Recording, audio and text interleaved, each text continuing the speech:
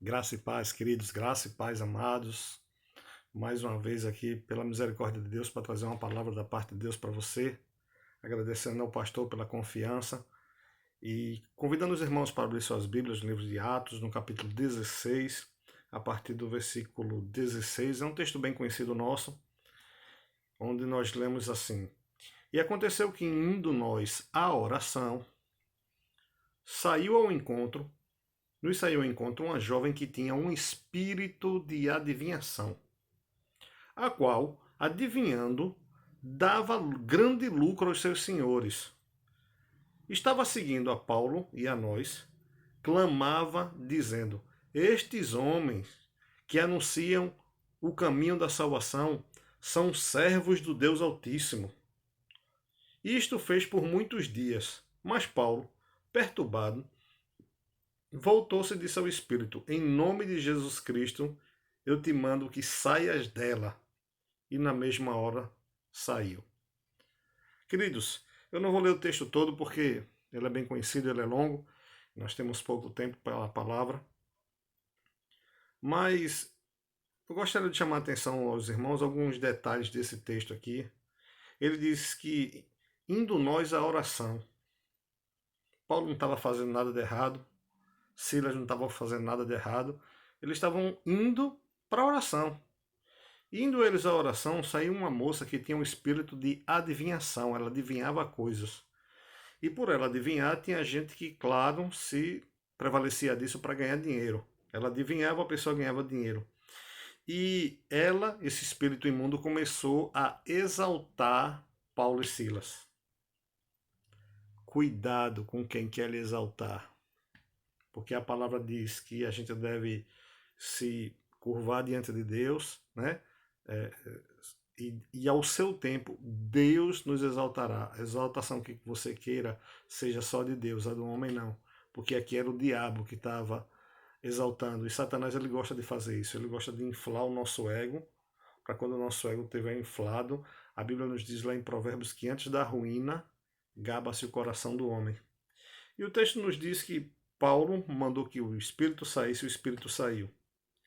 E vendo os seus senhores que a esperança do seu lucro estava desperdiçada, estava perdida, prenderam Paulo e Silas e levaram à praça à presença dos magistrados. E apresentando aos magistrados, disseram: Esses homens, sendo judeus, perturbam a nossa cidade.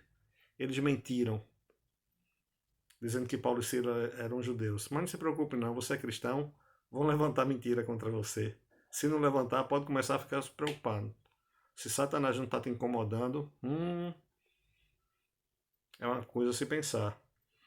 E E eles continuaram dizendo: E nos expões a costumes que não é lícito receber nem praticar, visto que somos romanos. Então eles estavam aqui com proselitismo, né? Estavam falando aqui da religião dele.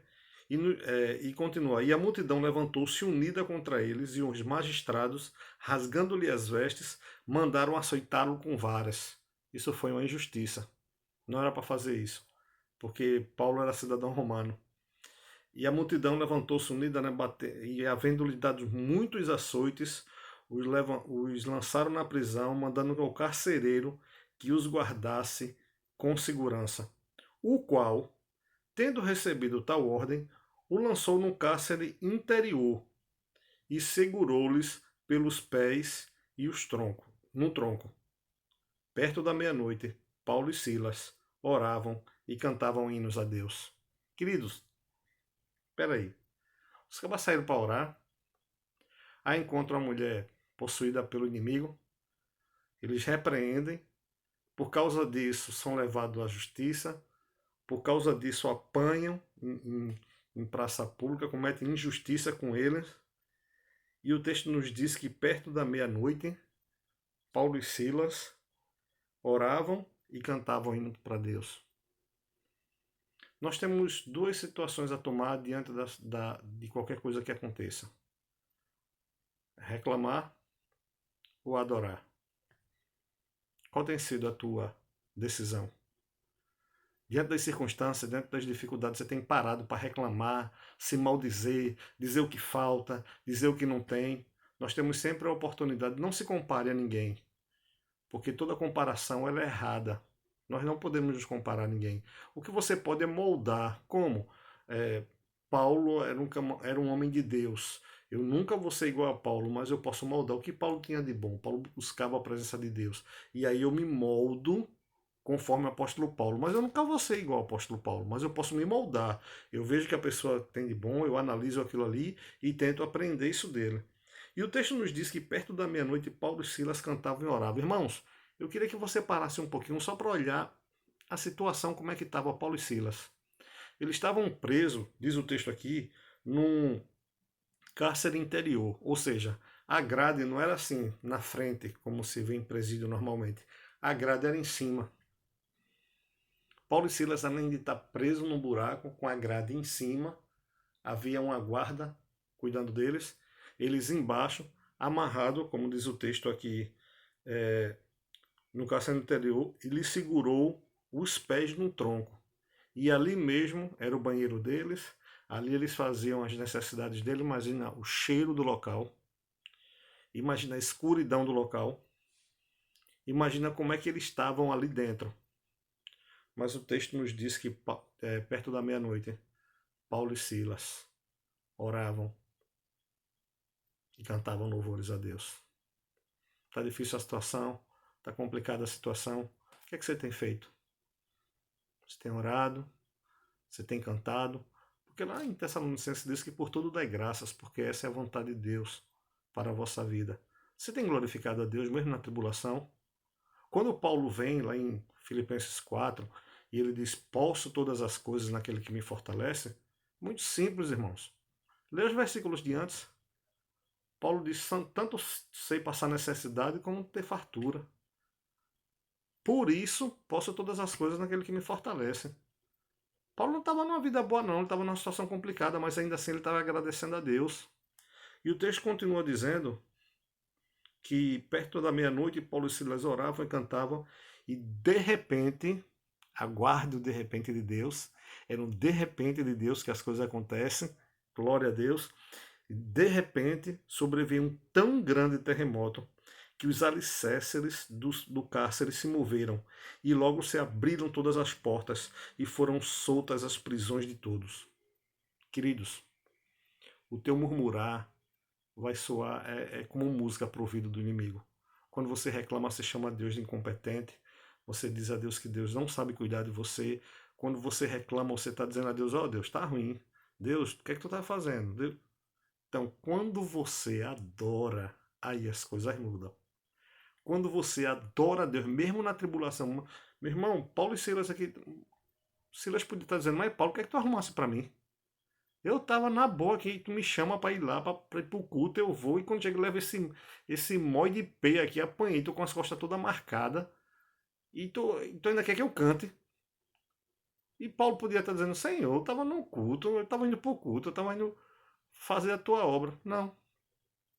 Simplesmente, eles adoraram. Eles estavam louvando o nome do Senhor. E diz o texto que veio grande terremoto e foram soltas as portas da prisão. As portas da prisão se abriram, se soltaram. Queridos, quando a gente adora, a providência de Deus vem. Ele busca verdadeiros adoradores que o adorem em espírito e em verdade. Não reclama, adora. Sabe o que aconteceu com essa situação aqui de Paulo?